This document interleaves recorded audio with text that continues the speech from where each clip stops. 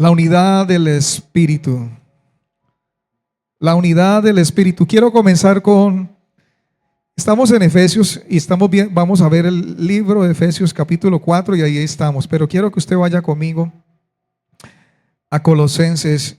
Es hermoso lo que Dios quiere de su iglesia. Es hermoso lo que los planes de Dios con su iglesia, amado hermano. Es hermoso lo que Dios está haciendo con su iglesia. Colosenses capítulo 1, versículo 8. Voy a leerlo en varias versiones. Y es el apóstol Pablo también hablando a la iglesia de Colosas. Pero alguien le da una buena noticia. Y yo creo que es el propósito de Dios. Es lo que Dios espera de su iglesia en la tierra. Es lo que Dios está esperando. Es lo que Dios está viendo. La manifestación de los hijos de Dios. Y es el propósito y es a donde la meta donde el Señor nos quiere llevar. Dice Colosenses capítulo 1 versículo 8, dice: quien también nos ha declarado vuestro amor en el Espíritu.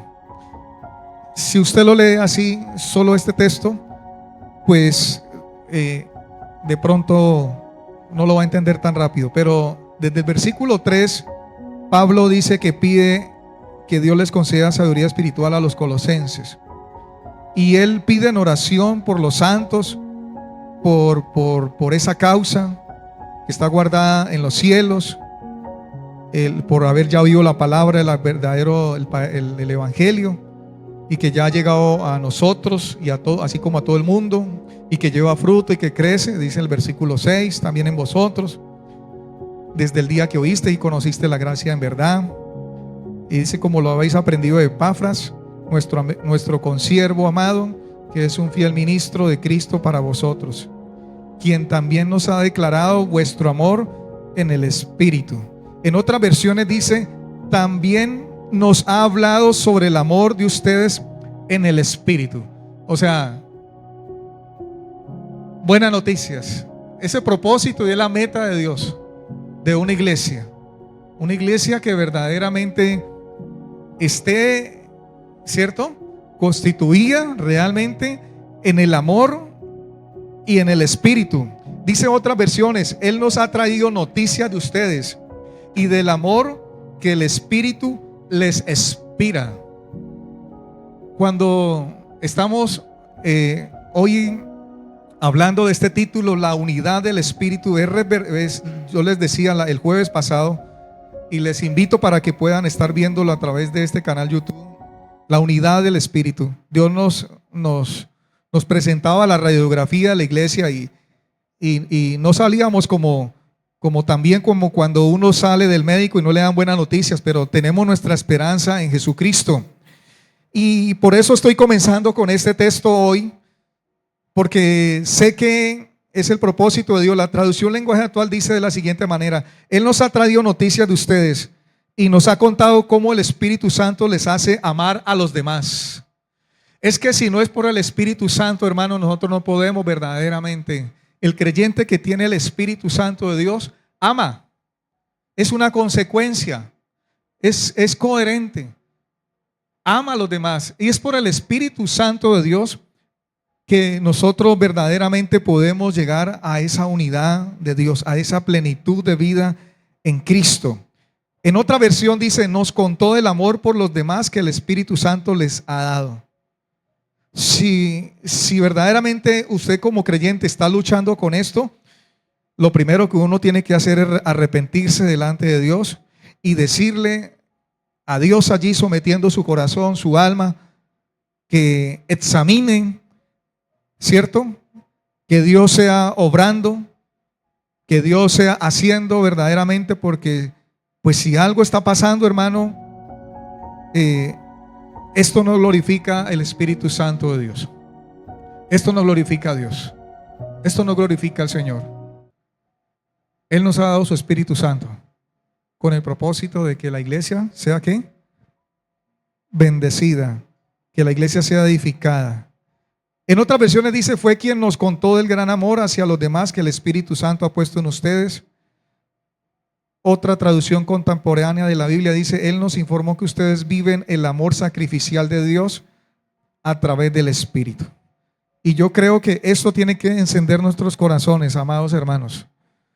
Podemos tener diferencias, podemos tener dificultades. No hay iglesia perfecta aquí en la tierra. No hay iglesia que esté, hermano, flotando en los aires. No hay iglesia aquí en la tierra que no tenga problemas, dificultades. Y déjeme decirle que hombres y mujeres que uno puede decir, no hay iglesia que no peque. Falso, mentiras, todas. Pero tenemos a Cristo Jesús, tenemos al Rey de Reyes. Versículo 1, entonces ahora sí vaya a Efesios capítulo 4. Vamos a iniciar con el versículo 1 en adelante. Yo pues, preso en el Señor, os ruego que andéis como es digno de la vocación con que fuisteis llamado. El apóstol Pablo, allí en este Efesios capítulo 4, él está diciendo, y de una vez dice, comienza este capítulo, yo, se antepone él ahí, pues preso en el Señor. Amén. Voy a leerlo en las dos versiones, Dios habla hoy y la traducción lenguaje actual. Dice Dios habla hoy. Por eso yo, que estoy preso por la causa del Señor, les ruego que se porten como deben hacerlo los que han sido llamados por Dios, como lo fueron ustedes.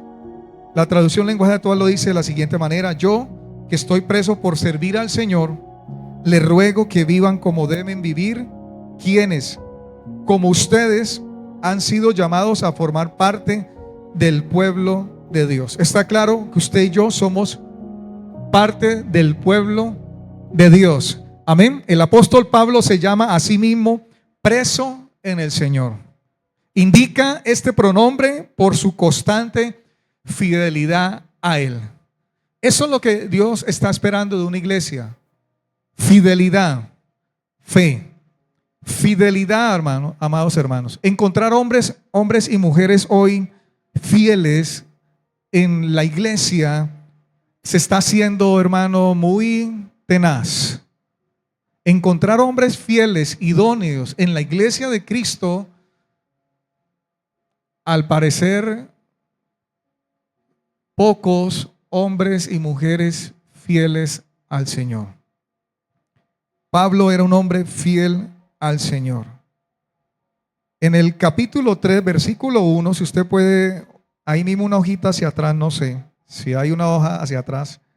Capítulo 1 dice, capítulo 3, versículo 1, por esta causa yo, Pablo, otra vez dice aquí, prisionero de Cristo Jesús, por vosotros los gentiles.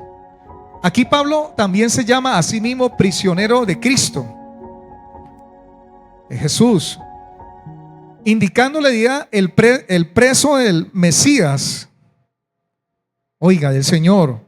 Pero aquí de esta forma, Cristo, del Mesías, por la proclamación del Evangelio a favor de los gentiles. En ese capítulo 3, versículo 1. A fin de dar autoridad a sus palabras, el apóstol Pablo comienza alegando su título de prisionero de Cristo. Y no solo es el título. Usted y yo sabemos de que Pablo, ¿cuántas veces estuvo en la cárcel? Cientos de veces, hermanos. No por días, meses y hasta años. Encerrado, con cadenas, con prisiones, en oscuridad. Pero su vida, la vida de este hombre, Un hombre que había sido puesto en cadenas por defender la causa de Dios. Pablo le recuerda a los creyentes en Éfeso que andar con fidelidad en la vida cristiana puede resultar, hermano, muy costoso. Por eso yo les decía ahora, encontrar en la iglesia de Cristo hombres y mujeres fieles es tenaz.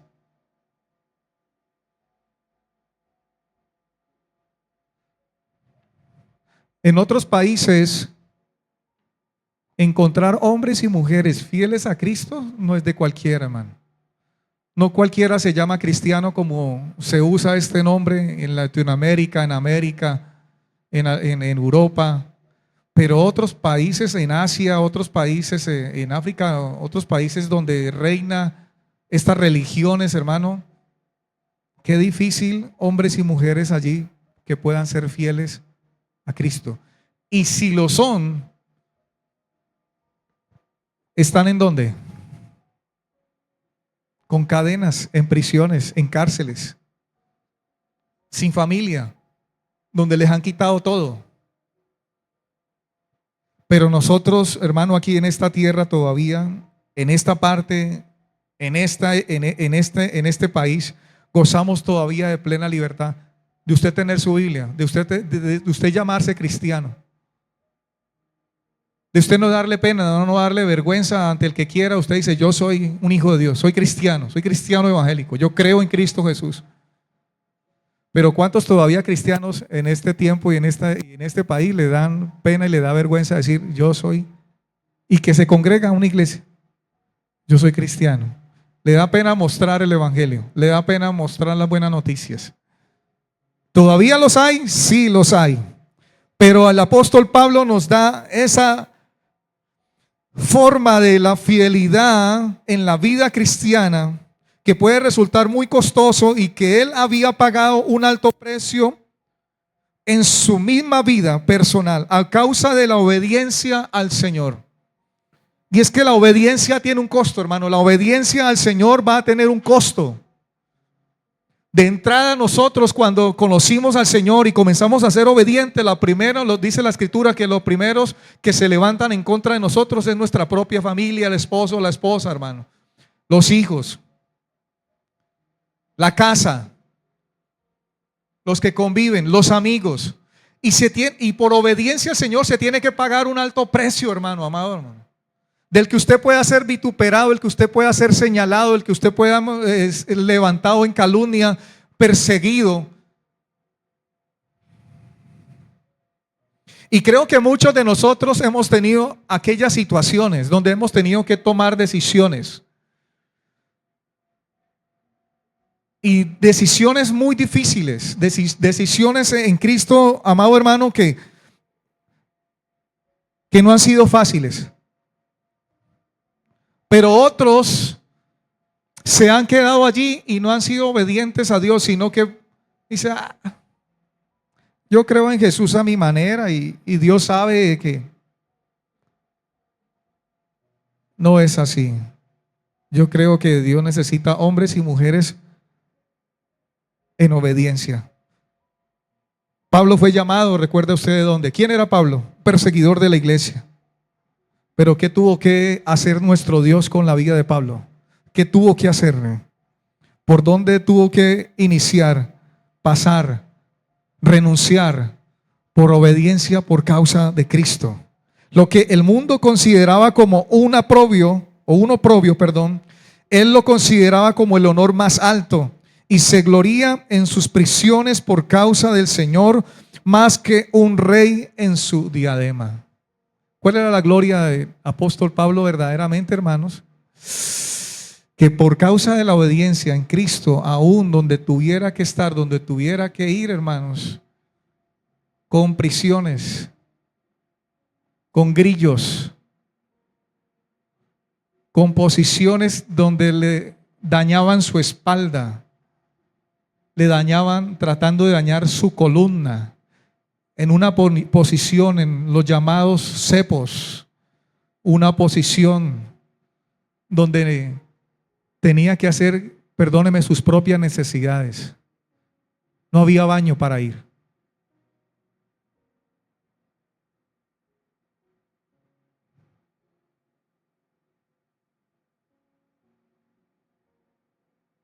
Pero hoy el cristiano, hermano, con cualquier cosita, cualquier roce con algún hermano de la iglesia, me voy. Chao. ¿No me saludó?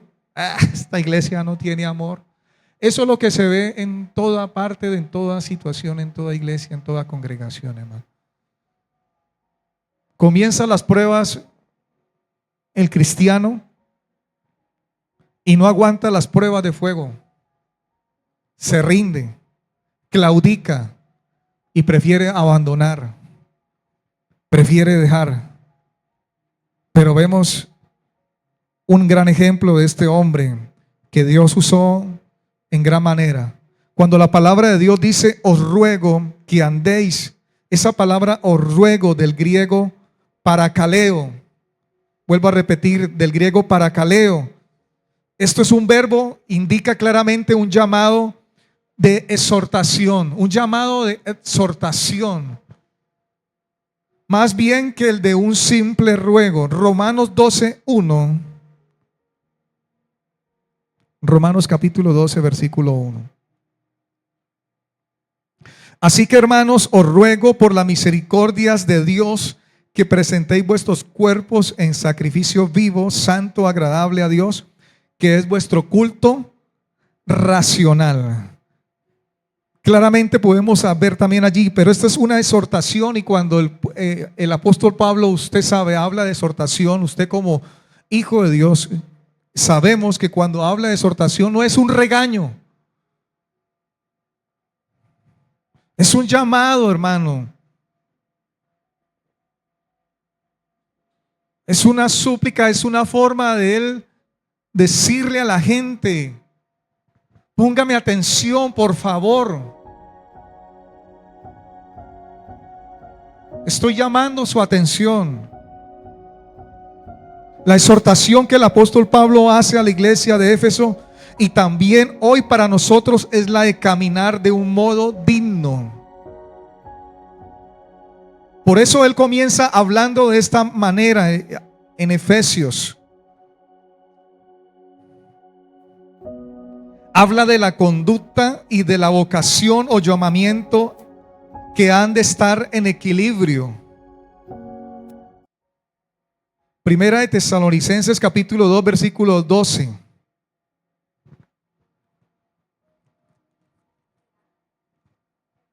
Primera epístola 2:12. Y os encargábamos que anduvieseis como es digno de Dios que os llamó a su reino y a su gloria. Amén.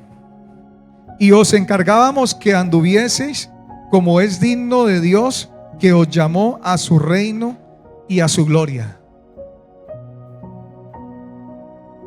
Colosenses capítulo 1 versículo 10. Creo que lo leíamos ahorita el 8, pero es el versículo 10. Dice, para que andéis como es digno del Señor, agradándole en todo, llevando fruto en toda buena obra y creciendo en el conocimiento de Dios. Más que el deseo de un hombre como el apóstol Pablo, es el deseo de Dios, es el deseo del Espíritu de Dios, amado hermano.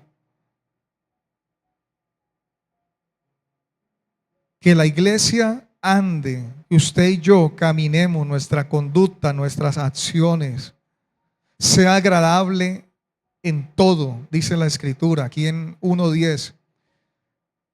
Y agradándole, llevando fruto en toda buena obra y creciendo en el conocimiento de Dios. Allí mismo en Colosenses capítulo 2 versículo 6 dice, por tanto, de la manera que habéis recibido al Señor Jesucristo, anda en él. No es como quiera la iglesia caminar, no es como quiera andar la iglesia.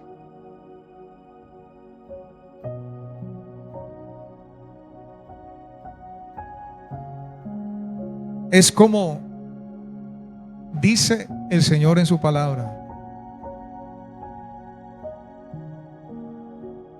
Los llamados a ese llamamiento del que nos llamó. ¿Quién fue ¿Quiénes son los llamados? Usted y yo. ¿Cuál es ese llamamiento, hermano? Esa vocación, esa conducta digna delante de Dios. ¿Y quién nos llamó? ¿Quién lo llamó a usted? ¿A usted lo salvó el pastor? ¿A usted el pastor le limpió sus pecados? ¿A usted el pastor lo liberó de sus ataduras, de la esclavitud? ¿Quién fue, hermanos? El que hizo la obra en nosotros, y el que comenzó la buena obra será fiel en terminarla. ¿Quién es el que aún está haciendo la obra en su vida y en mi vida? Jesucristo de Nazaret, que nos limpió, nos perdonó, nos liberó, nos rompió las cadenas de la esclavitud del pasado. Él es el que hizo la obra y comenzó la obra y sigue haciendo la obra en nuestra vida, amado hermano. Romanos 6, versículo 4.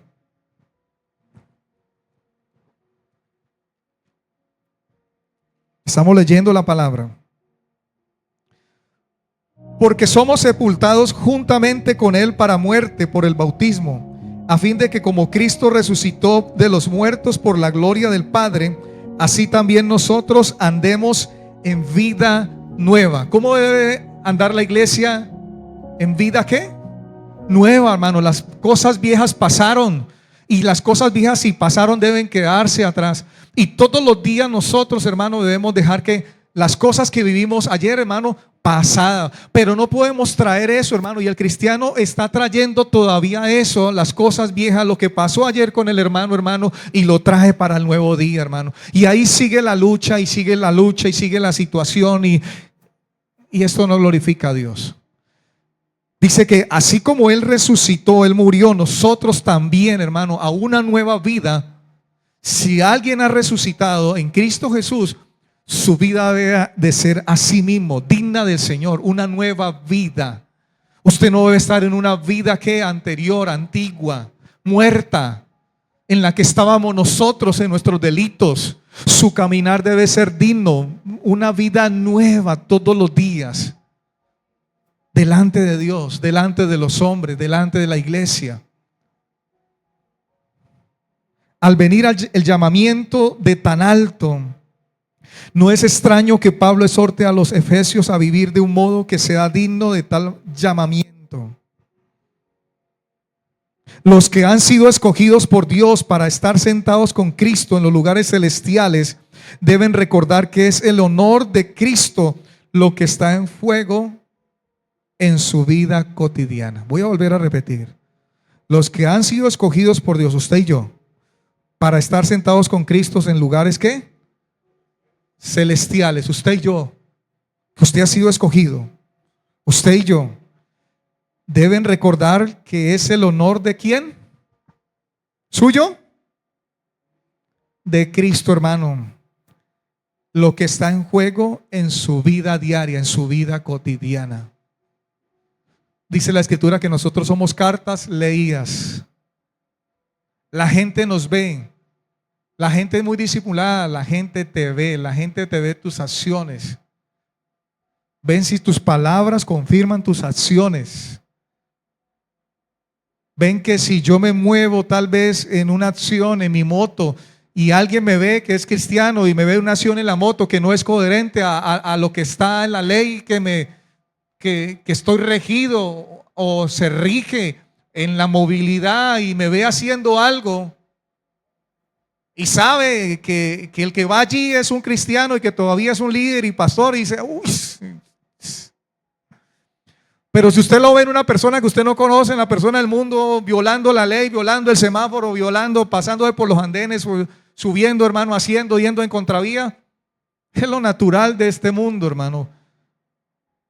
Es la natural de una persona que no tiene verdaderamente la justicia, la verdad, que ha sido redimido, salvado, escogido.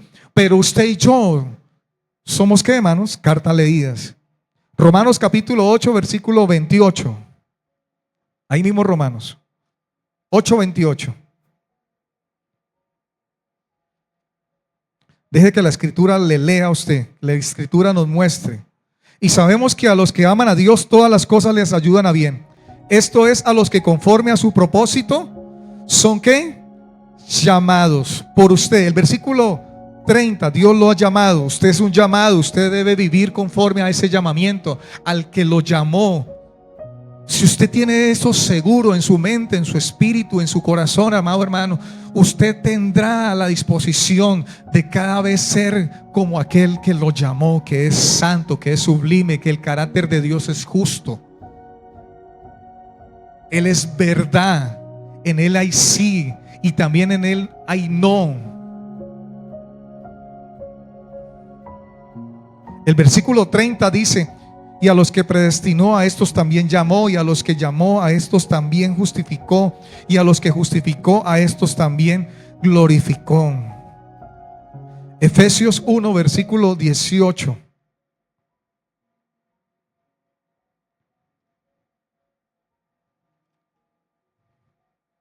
Estamos leyendo en la Reina Valera. 1:18 dice: alumbrando los ojos de vuestro entendimiento, para que sepáis cuál es la esperanza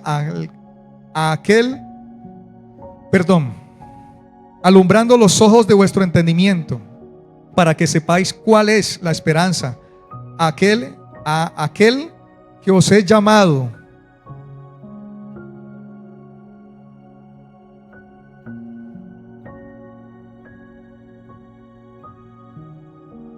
A que Él os ha llamado, amén, ¿cierto?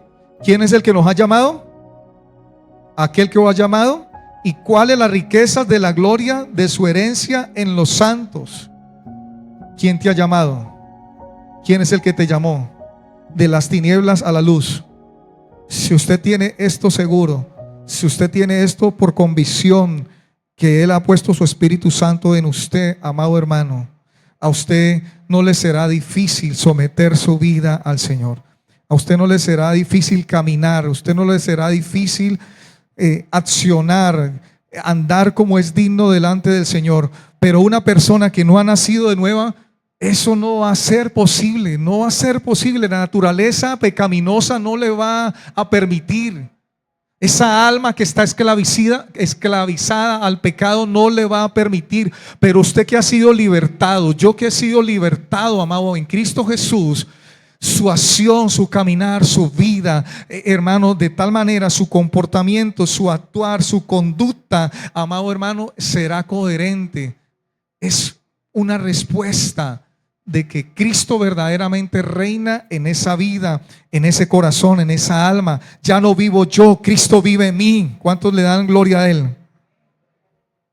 Colosenses capítulo 3, versículo 15.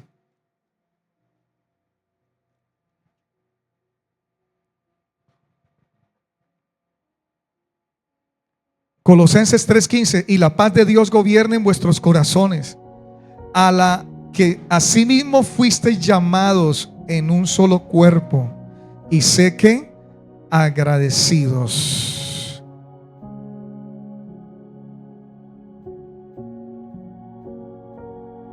Entonces, ¿cómo debe ser el camino de los creyentes?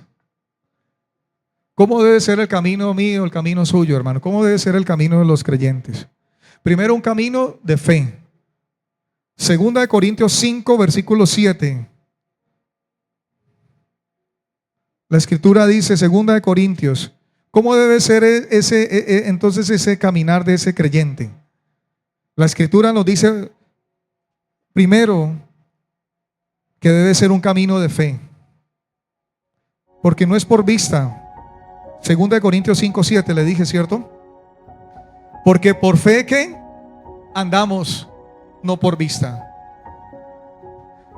El creyente que anda por vista, hermano, si anda por vista, anda en la naturalidad de su vista. Y si usted, hermano, le puede pasar alguna situación, permítame nuevamente con algún hermano, y usted no estaba verdaderamente arraigado en la fe, que es por fe en su vida, que usted está viviendo su vida por fe en Cristo Jesús, sino que usted le da lugar a la carne, le da lugar a lo natural, a sus ojos, hermano, entonces usted se pega de aquellas cositas y usted, hermano, estará de una u otra manera opacando la fe, opacando su fe.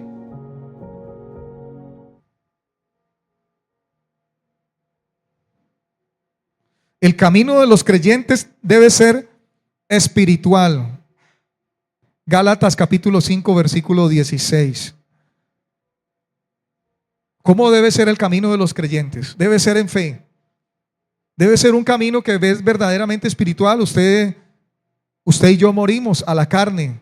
Y Señor nos lo dice cada momento, que renunciemos, que muramos a la carne, muramos a los deseos de la carne. Debe ser un hombre, una mujer espiritual. Gálatas 5, versículo 16. Digo pues, andad en el espíritu y no satisfagáis los deseos de la carne.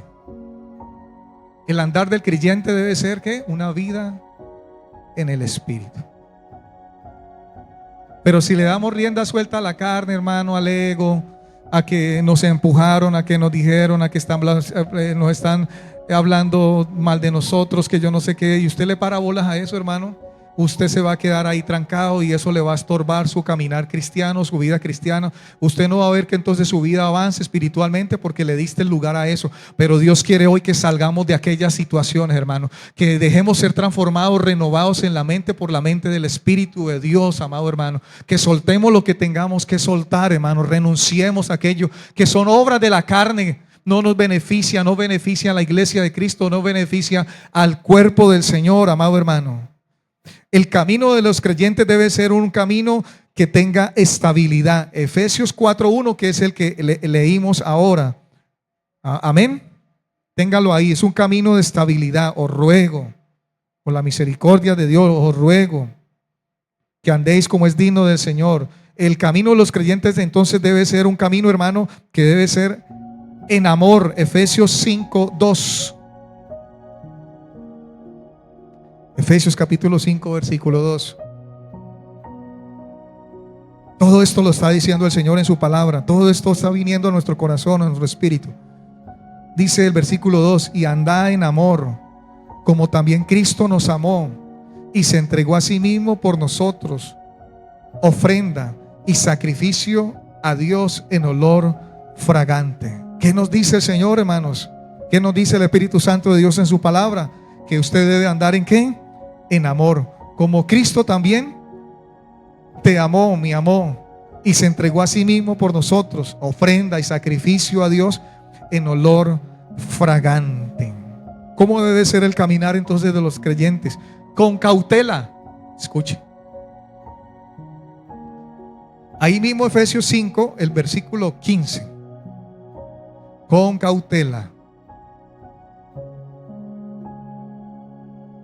Versículo 15 dice: mirad pues con diligencia cómo andéis, no como necios, sino como sabios.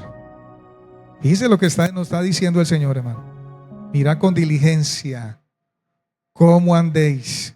Usted debe ser vigilante de su caminar, de su conducta, examinarse. No espere que alguien le venga y le muestre una situación cuando usted ya la conoce, usted ya sabe, y usted ya sabe que por el Espíritu Santo le mostró, y ya le ha mostrado el Espíritu Santo a usted, Dios, por la palabra, por usted mismo. Usted sabe, yo mismo. Pero hemos sido necios y no hemos querido que Él haga la obra. Entonces Dios tiene que utilizar a líderes, pastores, hombres, para que vengan y nos hablen, hermanos, y nos digan nuestra situación. Y entonces nos da un poquito de pena y un poquito de vergüenza santa. Uy, el hermano ya se dio cuenta. Sí. Pero la situación, ¿sabe qué es el gran problema? ¿Cómo usted lo toma? ¿Como una ofensa? ¿Como el hermano que te está persiguiendo, que te está señalando? ¿O como alguien que te quiere ayudar, te quiere tender la mano, que alguien que está allí? Entonces en usted está, si usted abre su corazón, abre esa mano y usted dice: hermano, sí necesito ayuda. Tengo esta situación, tengo este problema, no he podido, hermano. Yo ya sé que tengo esta situación con mi carne, con mi ego, lucho con esto. Y bendito Dios que le mostró a usted, hermano. Gracias por acercarse, gracias por tener. Pero hoy en la iglesia, hermano,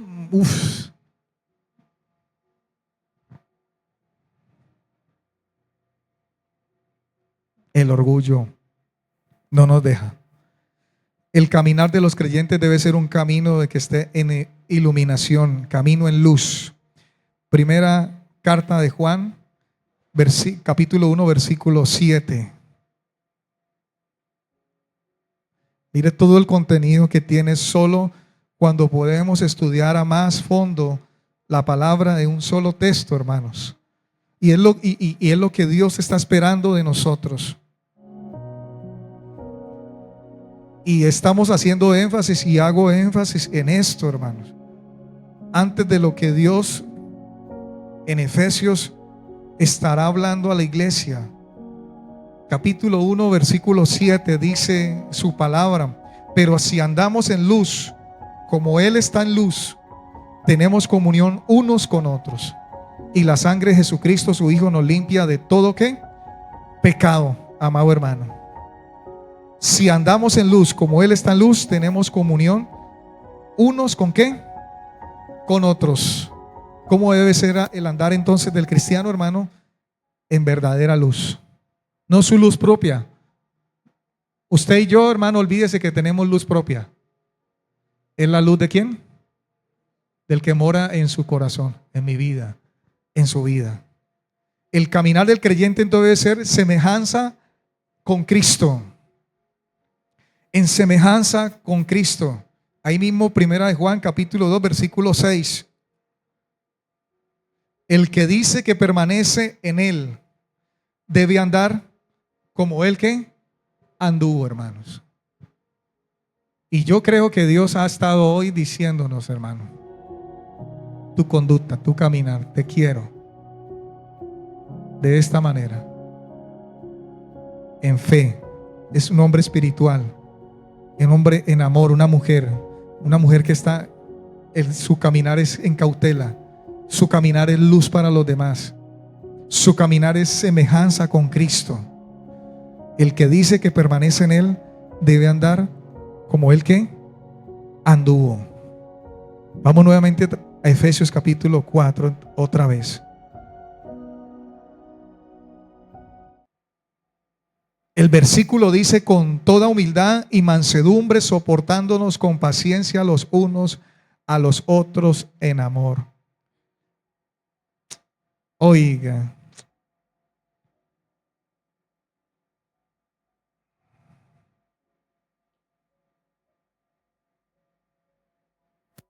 ¿sabe? Aquí el apóstol Pablo hace la descripción de la clase de vida que debe vivir una persona cuando entra en la comunión de la iglesia. Pablo mira a los fieles sobre todo desde el punto de vista colectivo, cuerpo, iglesia, en su calidad de miembros de un organismo espiritual que es la iglesia. La iglesia no es una organización, ¿sabía usted? Es un organismo. Cuerpo de Cristo. ¿Quién es la cabeza? Y el cuerpo. Pero gran ejemplo, usted y yo, amado hermano, somos movidos por nuestra cabeza, por un cerebro que piensa, que actúa, que toma decisiones rápidas, algunas veces lentas, pero que toma las decisiones correctas, indicadas.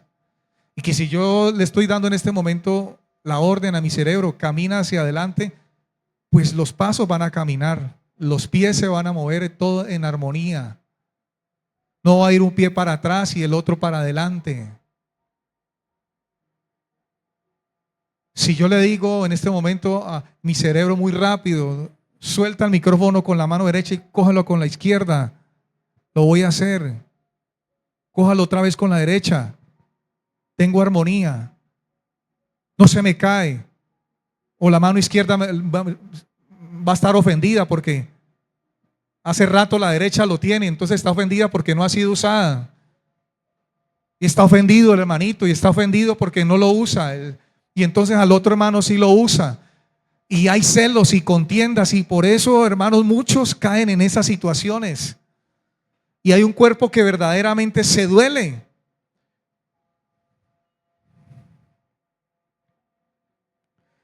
Ningún esfuerzo humano puede lograr lo que es la obra del Espíritu Santo de Dios. Ningún esfuerzo, hermano. Nada de lo que nosotros podamos hacer dentro de la iglesia, nosotros, usted, el pastor, que hagamos esto, que para conservar la unidad de la iglesia, ahora sí tengo una idea, pastor, invitemos a todos los hermanos a un buen desayuno y mejor dicho, los dejamos bien atrancados y verá que ahí sí vienen. Y es verdad que cuando hay comida, hermano, aparece más de uno. Qué triste, ¿no? Cuando hay una actividad, todas como que, ¿cierto? Hay juegos pirotécnicos, iglesia, en esta noche vamos a tener una buena torta, mejor dicho, una buena asado. Pero cuando se le dice a la iglesia, hoy vamos a tener una buena vigilia, buena oración, vamos a orar hoy, hermano, en el Señor, y vamos a rogarle al Señor, y vamos a estar aquí quebrantando nuestros corazones, quebrantando esta carne, hermano. Son pocos los que se aparecen. Es así, es una naturaleza, hermano, que no debería de ser, pero realmente es la realidad de la iglesia. Aquí tenemos una palabra bien especial y es la palabra humildad, las cuales son disposiciones necesarias para la preservación en la unidad de la iglesia.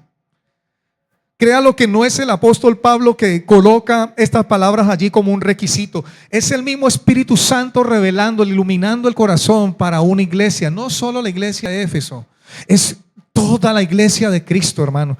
Que si ponemos nuestra atención a lo que el Espíritu está diciendo a través de la boca de Pablo, el apóstol Pablo, hermano, abrimos nuestro corazón, disponemos nuestra mente, la voluntad, hermano, como iglesia, algo va a suceder, hermanos.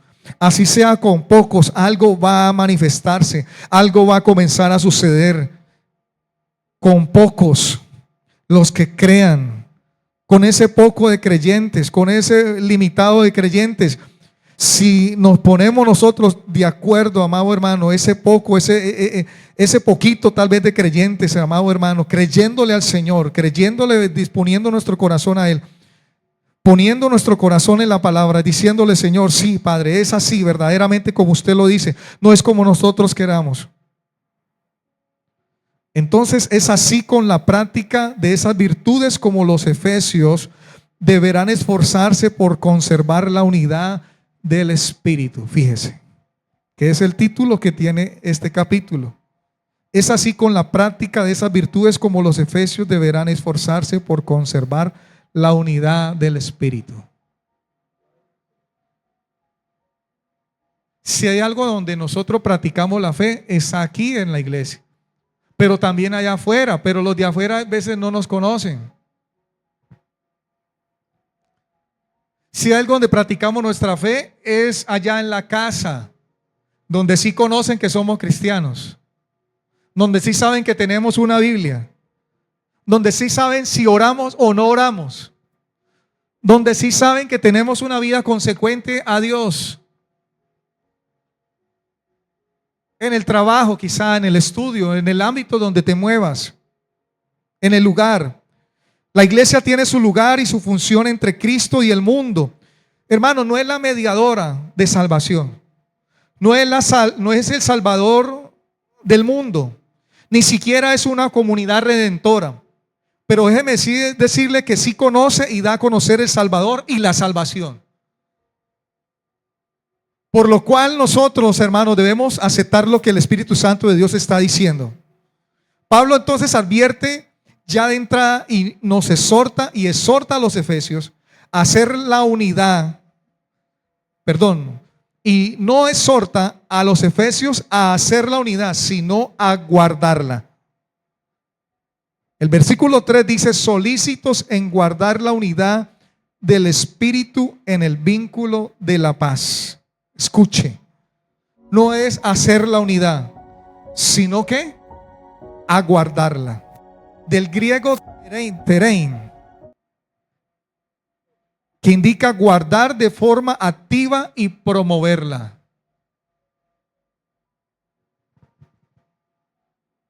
No es pasiva. Es que, hermanos,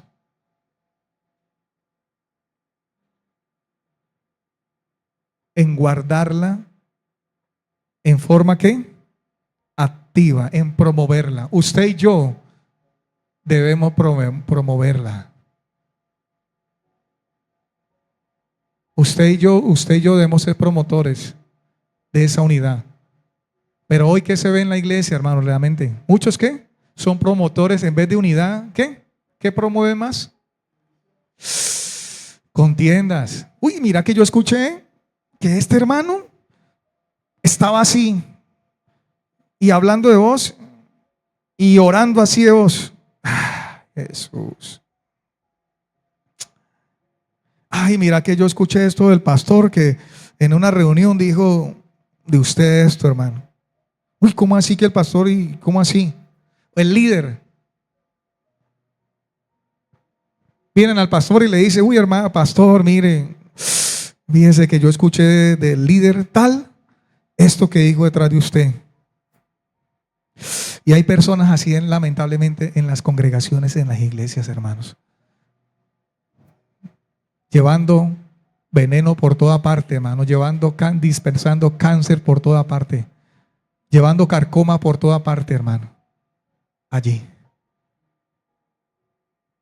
Pero usted y yo debemos ser promotores verdaderamente, amado hermano, de lo que el Espíritu Santo de Dios está queriendo traer para la iglesia.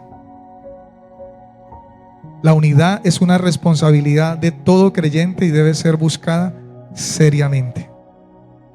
Es su responsabilidad, es mi responsabilidad y debe ser buscada seriamente. Amén. Estas cuatro, cuando habla la escritura de humildad, mansedumbre, soportándonos con paciencia los unos los otros en amor, estas cuatro deben estar cultivadas y ligadas por el amor, hermanos, que es el lazo perfecto, como dice Colosenses capítulo 3 versículo 10. Y voy aquí terminando. Capítulo 3 versículo 14, Colosenses. Y sobre todas estas cosas vestidos de amor, que es el vínculo perfecto. Si este cuerpo no fuera sostenido por los ligamentos, por la carne, por los músculos, y solamente fuera huesos, hermano, esto estaría en el piso. Mis huesos estarían totalmente en el piso, desordenados unos con otros, no tendrían forma, no habría nada allí, un bulto de huesos, ya. Pero este cuerpo tiene forma, desde la cabeza hasta los pies. Este cuerpo se mueve, este cuerpo tiene vida, porque toda la naturaleza del cuerpo, toda la perfección del cuerpo con el que nos creó Dios, este cuerpo, cerebro, ojos, todo órgano vital, la piel, todo ligamento, todo músculo, todo lo que está dispuesto allí, células, sangres, cromosomas, todo lo que no se ve, todo está en función, en armonía, todo está en función, en armonía, hermano, todo. Pero cuando hay algo, el cuerpo que se descontrola, amado hermano, y entra en una situación, pues vienen tantas cosas a nuestra vida, viene el dolor, viene la queja, viene tanta cosa, viene el morado, viene la situación, viene algo rojizo en el cuerpo y no nos soportamos ver en nuestra cara, si fuera nuestra cara, ¿qué pasó? ¿Por qué tengo el ojo rojo? ¿Por qué tengo la nariz morada? ¿Por qué tengo este grano aquí? Y nos preocupamos y todo el cuerpo se preocupa. Y si hay dolor y si hay cualquier cosa, inmediatamente, uy, ¿qué pasa? Y lo sentimos y todo el cuerpo está en función y trata de equilibrar, tal vez que ese dolor no lo sienta más profundo, sino que la mano ayuda a la otra mano o al pie o el otro pie a soportar el peso del otro cuando estamos cojos. ¿O no es así? Es algo natural del propio cuerpo, de nuestra vida, de nosotros mismos. Hoy también en la iglesia de Cristo, pero de cierta manera no pasa. Lamentablemente no pasa, porque nos falta, como dice esta primera parte, y es la humildad, que Pablo narra en primer lugar. Pablo menciona la humildad. Del griego es una palabra larga, tranquilo, pero que significa literalmente sentimiento de pequeñez. Y si Dios está hablando de humildad, es porque a la iglesia le falta humildad. ¿Sabe que antes del cristianismo la humildad no se consideraba ni como una virtud? Antes del cristianismo, el mundo antiguo consideraba la humildad, despreciable. Aún en los mismos días de Jesús, la humildad se consideraba una cualidad cobarde, rastrera, servil e innoble. Sin embargo, el cristianismo la coloca a la cabeza de todas las virtudes.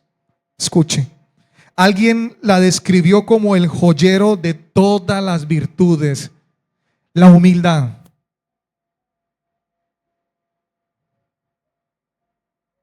Filipenses capítulo 2, versículo 1 al 8, y ahí terminamos con esta lectura y continuamos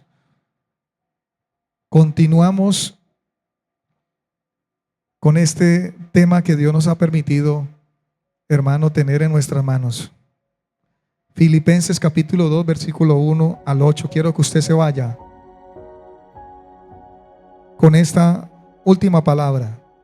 Filipenses capítulo 2, versículo 1 al 8. Por tanto, si hay alguna consolación en Cristo, si algún consuelo de amor, si alguna comunión del Espíritu, si algún afecto entrañable, si alguna misericordia, completa mi gozo, sintiendo lo mismo, teniendo el mismo amor, unánimes, sintiendo una misma cosa.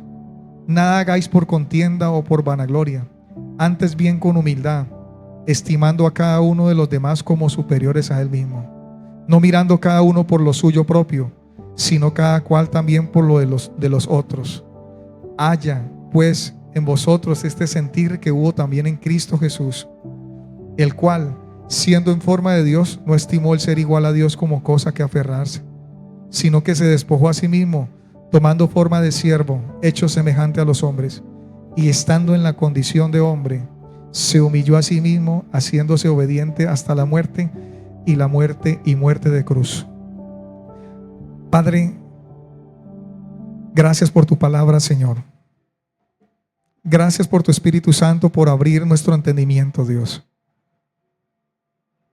Gracias porque yo sé que usted, Señor, está limpiando y quiere una iglesia conforme a tu corazón, Señor. Y es verdaderamente a través de tu palabra que tú nos puedes mostrar el camino, que tú nos puedes mostrar la verdad, que tú quieres lo justo en la iglesia, que tú quieres lo bueno, lo agradable. ¿Cuánto quisieras ver la iglesia en esa unidad, Señor? En la unidad del Espíritu, en la unidad tuya, Señor. Pero realmente reconocemos que nos falta. ¿Y cuánto nos falta, Señor? Nos falta mucho, Padre. Perdónanos por la insolencia, perdónanos por creerlo hacer en nuestras fuerzas, porque lo hemos intentado de una y otra manera, tal vez en unir al hermano, a la hermana, en hacerlo en nuestras propias fuerzas, pero realmente esto no es obra de hombres. El único que puede obrar es tu Espíritu Santo, es a usted, Señor, a través de tu Espíritu Santo, Dios. Nosotros no podemos hacer nada, Padre. Solo la obediencia espera usted de un pueblo, Dios. Que entendamos, que comprendamos lo que usted quiere hacer con nuestras vidas. Como iglesia, como un cuerpo de Cristo, como el cuerpo tuyo, Señor. Como es digno de aquel que nos llamó a ese llamamiento al cual fuimos llamados, oh Dios. Perdónanos porque realmente todavía nos falta humildad, porque no hemos entendido esta palabra, pero ayúdanos a entender más y más esta palabra por medio de las Escrituras, Señor.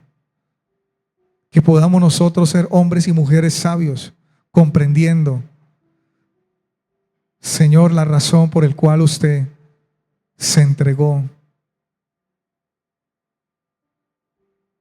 en esa cruz. Bendice la vida de mis hermanos aquí presentes, oh Dios.